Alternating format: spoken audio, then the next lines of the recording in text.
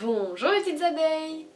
J'espère que vous allez bien et si vous vous demandez d'où vient ce surnom, eh bien je vous rappelle que la chaîne s'appelle So Oni et Oni ça veut dire miel, donc je me suis dit ce serait sympathique de se voir comme une ruche qui s'entraide entre nous. Bien évidemment je ne suis pas la reine, je refuse ce titre. Voyez-moi plutôt comme une doyenne de l'équipe. Après vous avoir présenté le matériel nécessaire pour de la broderie et quelques techniques, on va appeler ça de MacGyver pour pouvoir trouver des alternatives quand on n'a pas le matériel. Maintenant, je vais vous présenter comment faire de la broderie avec certains points très essentiels à connaître, mais aussi, et tout d'abord, comment préparer son fil.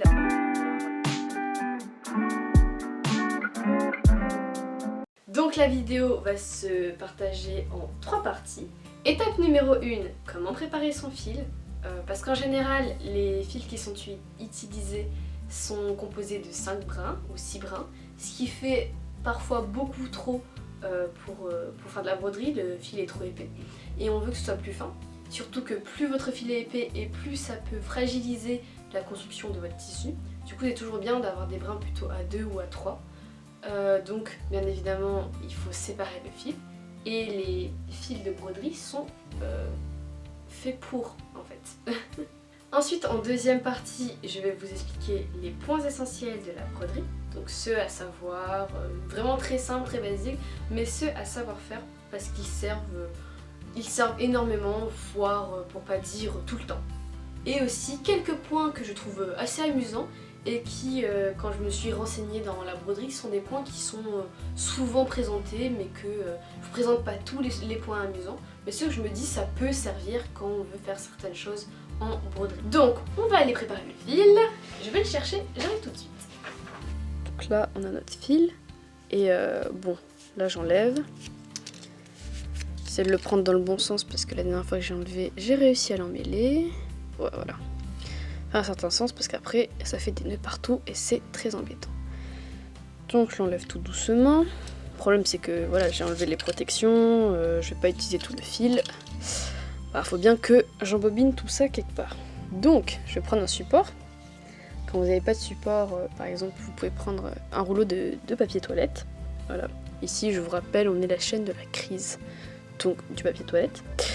Bien évidemment, je n'en ai pas sous la main, mais j'ai des parents qui ont ouvert une bouteille récemment et j'ai un petit bouchon là qui se balade. Du coup, bah, je vais m'en servir pour pouvoir mettre mon surplus de fil que je ne vais pas utiliser pour faire mon logo. Donc voilà, je pense que c'est assez logique de rembobiner, mais bon, là je mets mon petit bout, je le tiens, j'enroule, et ben voilà. Faut dire que c'est pas si simple que ça. Je le tiens, j'enroule, je fais passer au-dessus. Voilà, je refais un tour, je le fais passer au-dessus et là hop, bah il est tenu, donc je peux le lâcher.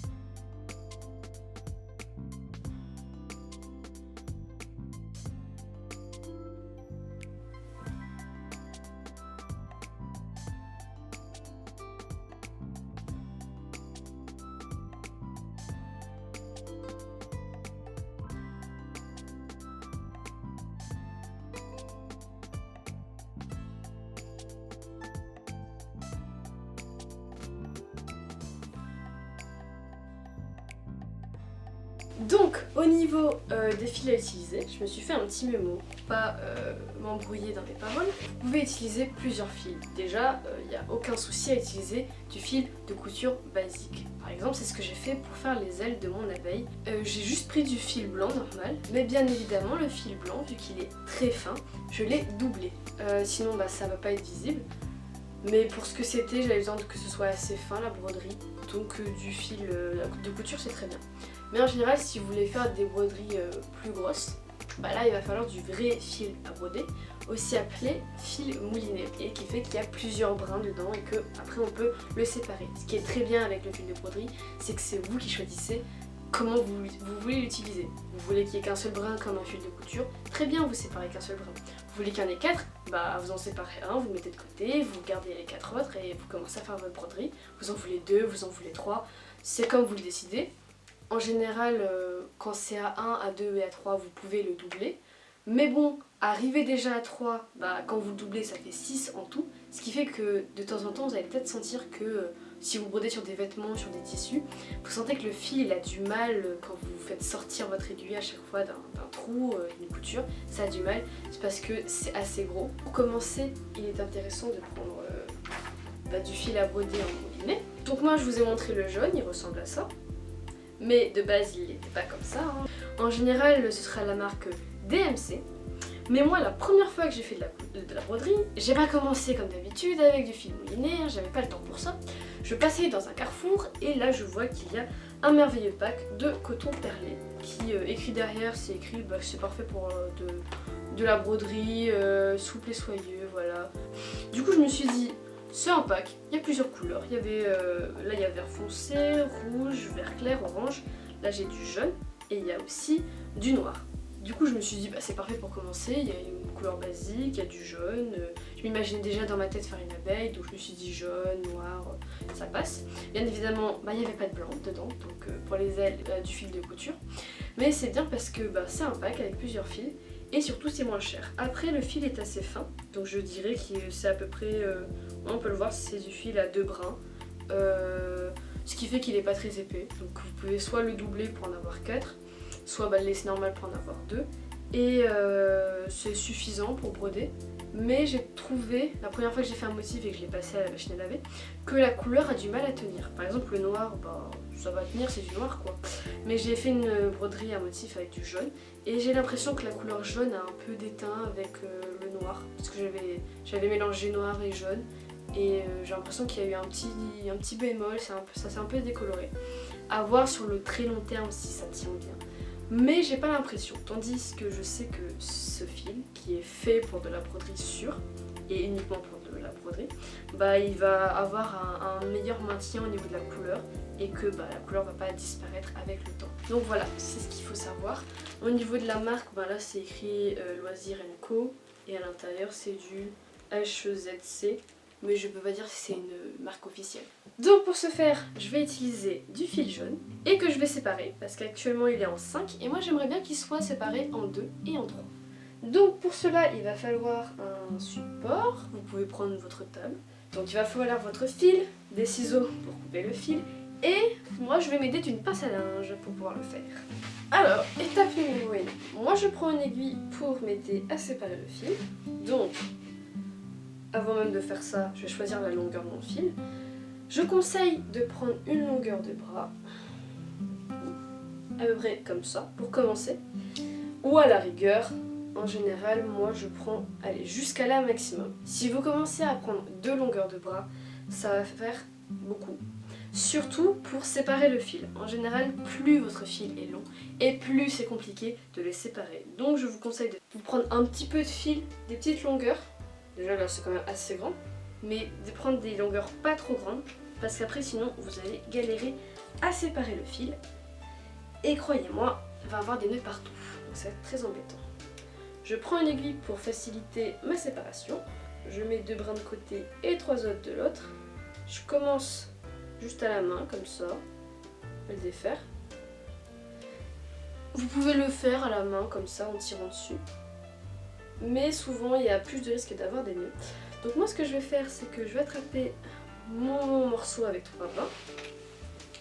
Je vais l'accrocher quelque part. voilà, sur ma chaise.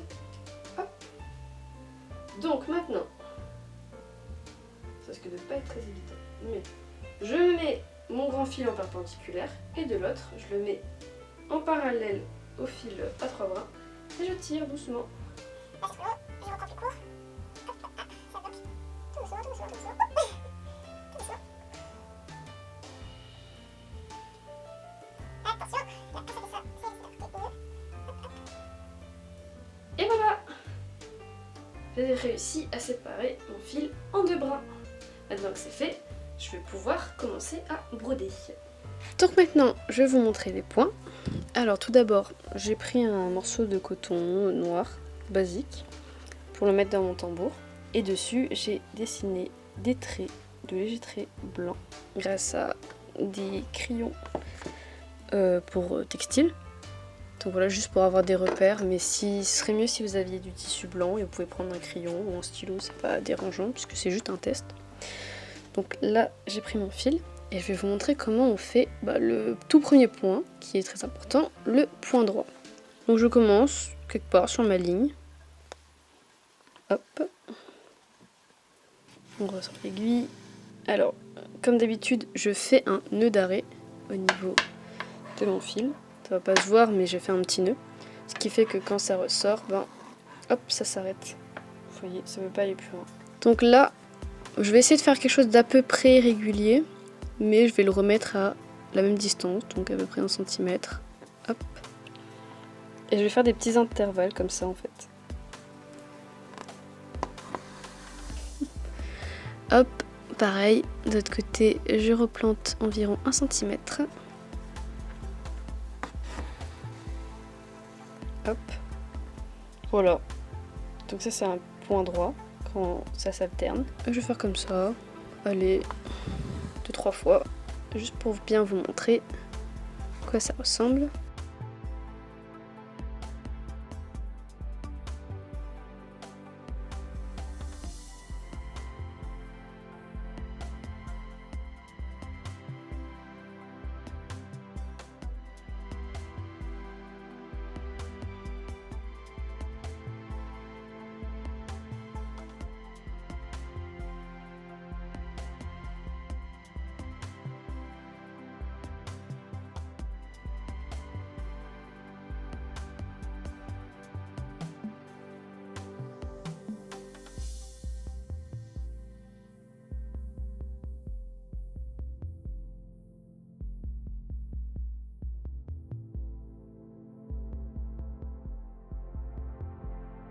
Donc là j'ai fini, je vais faire un petit nœud pour arrêter mon point droit. Donc c'est comme des petits tirés en fait, c'est surtout pour faire... en général c'est utilisé plus en couture, pour coudre quelque chose, pour le fixer.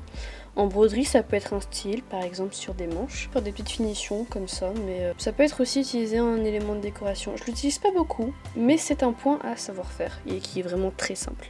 Donc on va passer au point numéro 2. Alors pareil, j'essaie de commencer plus ou moins au même endroit, c'est pas très grave, juste on prend dans ce sens-là. Hop, encore mon nœud d'arrêt. Là, je viens planter, hop, à peu près à 1 cm. Alors là, c'est comme si j'allais faire un point droit. Voilà, je reprends une même distance d'à peu près 1 cm. Sauf qu'au lieu d'aller le rabattre ici, donc plus loin, je vais le rabattre au point juste avant.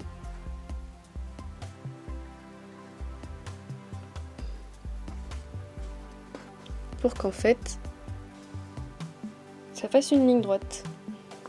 Et je continue comme ça.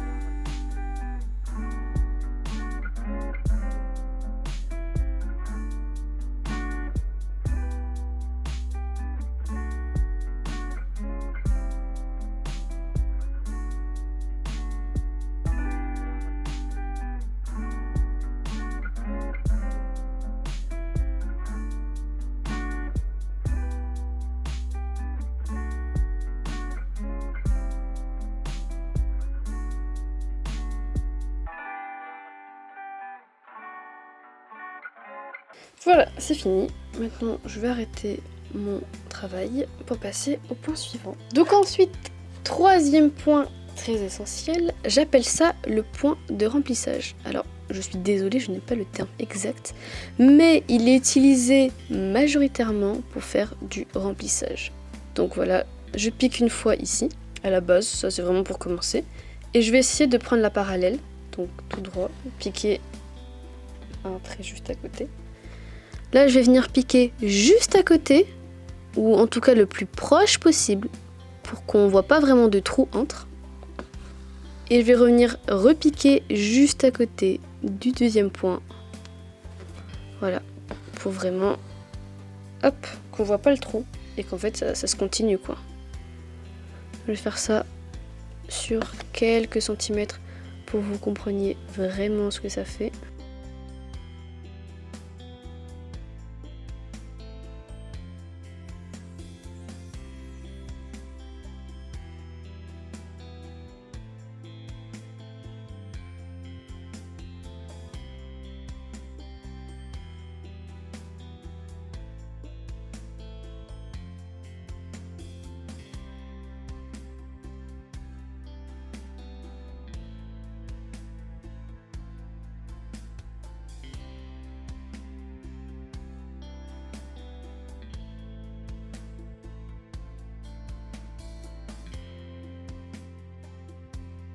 Voilà, donc là on a le point de remplissage. Comme vous pouvez voir, j'ai fait un petit carré.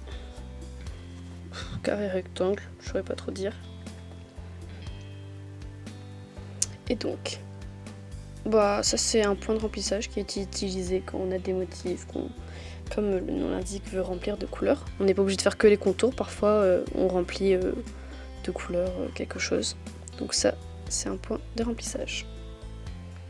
Donc maintenant on va passer à la catégorie des points qui sont pas très utiles mais qui sont sympas à savoir. Donc là on va faire un point qui s'appelle un point tige, parce que ça ressemble à une tige.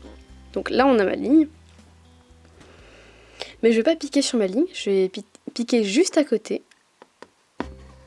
Hop. Et là je vais piquer plus ou moins de façon parallèle dans l'axe. On va pas refaire un point de remplissage, bien sûr. Donc là, je vais laisser une boucle. Hop, je vais tirer un tout petit peu. Voilà. Donc le but, c'est que là, j'ai ma boucle. Je vais rentrer à peu près sur la ligne, juste avant. Hop. Et je vais piquer juste après, juste pour que ça fasse une mini boucle, en fait, pour retenir le trait. Hop là.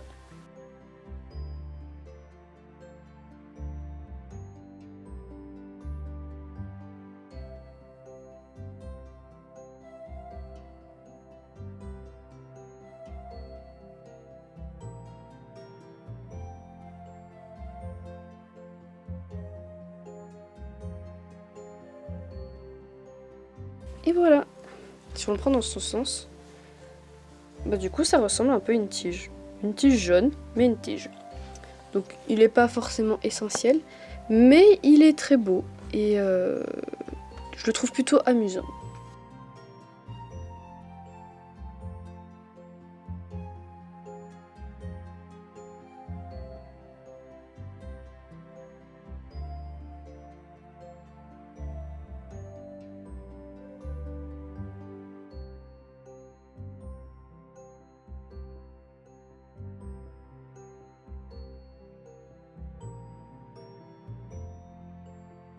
Tadam! Voilà, vraiment pas utile, mais je le trouve très très sympathique. Donc si vous voulez faire une petite fleur, bah, c'est très sympa pour faire un bout de tige. Donc maintenant, je vais vous montrer un point nœud. Donc voilà, j'ai piqué un point comme d'hab. Je fais mon nœud d'arrêt, normalement. Vous voyez, déjà quand on est à 3 brins, ça a un peu plus de mal à rentrer. Je vous l'accorde. Je vais enrouler. Là, comme vous pouvez le voir, j'ai enroulé en fait du fil autour de mon aiguille. Et je vais repiquer juste à côté, voire même au même endroit, que là où je viens de le faire. Donc hop, je vais passer à travers. Allez, on rentre. Je vais tirer tout doucement, tout doucement, tout doucement. Et hop, j'ai fait un nœud. Du coup, on dirait une toute petite fleur. Et c'est très très beau. Donc, c'est tout pour aujourd'hui. Dans la première vidéo, je vous avais montré le matériel essentiel à avoir. Et maintenant, dans cette vidéo, je vous ai montré comment préparer son fil et les points essentiels à savoir faire pour commencer la broderie. Dans la prochaine vidéo, je vais vous montrer comment faire un logo. Récemment, j'ai fait un sondage sur Instagram pour savoir quel logo vous aimeriez que je fasse.